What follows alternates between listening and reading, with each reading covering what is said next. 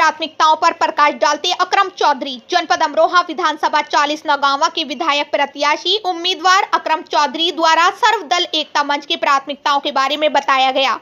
अकरम चौधरी द्वारा बताया गया कि सर्वदल एकता मंच संगठन में 18 पार्टियां और 20 एनजीओ इस संगठन में मौजूद हैं और अब हम सन 2022 के आगमन चुनाव की तैयारी में लगे हुए हैं। यदि हमारी पार्टी जीत हासिल करती है तो पार्टी की प्राथमिकताएं कुछ इस प्रकार रहेंगी, जैसे किसानों की फसल का बीमा बिना किसी शुल्क कराएंगे, गरीब एवं मजदूर के बच्चों को 8वीं तक की शिक्षा निःशुल्क कराएंगे, बढ़ती महंगाई को लेकर जैसे गैस सिलेंडर, पेट्रोल, सरसों का तेल, बिजली के बढ़ते दामों पर अंकुश लगाएंगे, राशन की कालाबाजारी पर भी अंकुश लगाएंगे। जी, क्या नाम है आपका, किस पद पर है? अकरम चौधरी नाम है मेरा और मैं पद पर तो नहीं हूँ लेकिन उम्मीदवार हूँ नौगांवा सदा 40 अमरोहा से। जी अकरम साहब, ये बताइए कि आपकी पार्टी द्वारा, कौन सी पार्टी है आपकी? नहीं, हमारी पार्टी नहीं है। जी जी। हमारा 18 पार्टियों का संगठन है। 18 तो पार्टी है इसमें। जी जी। 20 एनजीओ हैं। जी जी। जिसमें इन सब के संगठन अमरोहा में तैयार हैं और सबका मैं इकलौता प्रत्याशी हूँ नौगांवा सदा से। किस नाम से है ये आपका संगठन? ये सर्वदल एकता मंच के नाम से हमने मंच बनाया है ये, जो कि जनाब फरहत अली इदरीसी साहब इसके राष्ट्रीय संयोजक हैं, मेरे बराबर में बैठे हुए हैं। आप थोड़ा इधर को दिखाइए। जी, क्या नाम है आपका? फरहत अली इदरीसी। फरहत अली जी, आप क्या हैं इस मंच में? मैं कोष अध्यक्ष हूँ। कोष अध्यक्ष हैं। तो अकरम चौधरी साहब, ये बताइए कि आगामी 2022 चुनाव को लेकर इस मंच की क्या नीतियां हैं, क्या कार्य रहेंगे? नीतियां हमारी दबे कुचले और पिछड़े लोगों के लिए हैं और हमारे जो कार्य रहेंगे वो ऑटो ड्राइवर, मजदूर, किसान और दहाड़ी मजदूर, इनके लिए मेन प्राथमिकता हम लोग देंगे और दे रहे हैं। इसमें किसान बीमा को लेकर आपने क्या प्राथमिकता की जाएगी?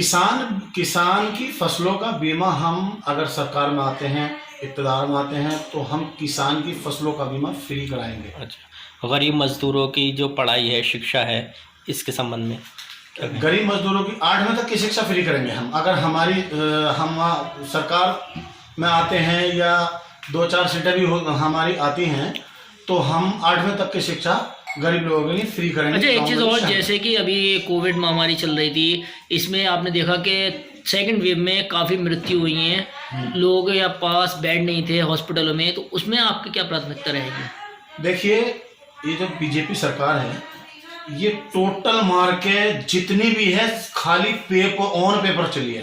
मौके पे पेपर पे 100% और मौके पे अगर आके आप सर्वे करोगे या देखा होगा तो 10% भी मौके पे नहीं थी। मेरा कहना यह है, मौके पे नहीं थी, केवल पेपरों में और कागजों में हर चीज चली है। लोगों मौके पे नहीं चलाई इन्होंने, इसीलिए ज्यादा मौतें हुई हैं, इसीलिए लोग ज्यादातर शमशानों में, कब्रिस्तानों में दफन हुए हैं। अगर मौके पे 100% का आधा भी होता तब भी इतनी मौतें नहीं होती और मौतें रोकने में सरकार कामयाब होती अगर आधा भी इंतजाम होता पेपर के मुकाबले। जी, तो जैसे देखा जाए कि दिल्ली में केजरीवाल सरकार ने हॉस्पिटल की व्यवस्था इतनी अच्छी कर रखी है, क्या आपका मंच आने पर यूपी में स्वास्थ्य सेवा बेहतर होगी? अगर हमारा मंच इक़्तिदार में आता है तो हमारे मंच द्वारा क्या होगा ये वक्त बताएगा, लेकिन हमारे मंच के सरकार में आने के बाद मजदूर, दहाड़ी मजदूर दुखी नहीं रहेगा और पिछड़ा वर्ग, जो अति पिछड़ा वर्ग है, जो मजदूर वर्ग है, किसान वर्ग है, वो दुखी बिल्कुल नहीं रहेगा हमारे सर्वदल एकता मंच के इक़्तिदार में आने के बाद में। जैसे कि बढ़ती महंगाई और बेरोजगारी को देखकर बात की जाए तो इस संबंध में क्या है? जी जी जी जी, बहुत बढ़िया, बहुत अच्छा क्वेश्चन आपने पूछा। देखिए, अगर ये काला बाजारी बंद हो जाए, मिसाल के तौर पर किसी फर्म को ले लीजिए।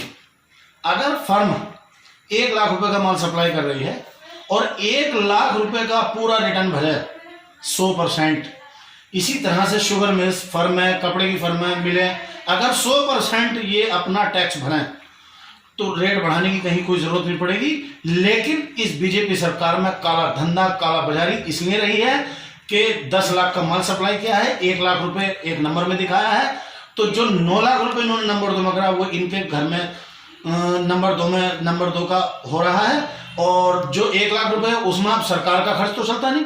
अब जब सरकार को 10 लाख रुपए की सप्लाई में 1 लाख रुपए का टैक्स मिलेगा तो सरकार मजबूरन रेट बढ़ाएगी और दूसरी चीज, ये सब बागड़ बिल्ले जितने भी बीजेपी के व्यापारी हैं जो इससे कनेक्ट होने वाले हैं या जो इससे कनेक्ट हैं, ये लोग ये काला धंधा काला बाजारी बड़े शान से करते हैं।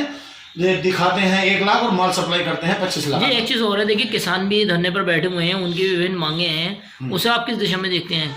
वो विभिन्न मांगे नहीं, वो अपना हक मांग रहे हैं। मांगे तो एक चीज ये होती है कि साहब भीख मांग रहे हैं, ये वो चीज मांग रहे हैं जो इनका हक है, ये अपना हक है। अगर ये किसान उठ गए तो हमेशा के लिए उठा दिए जाएंगे। किसानों को इस समय उठना नहीं चाहिए, किसानों की जो भी मांगे हैं इन्हें हराना चाहिए। अगर अब ये दब गए या अगर अब ये अपनी कोई भी आवाज उठाने में नाकाम रहे तो ये कभी अपनी आवाज नहीं उठा पाएंगे।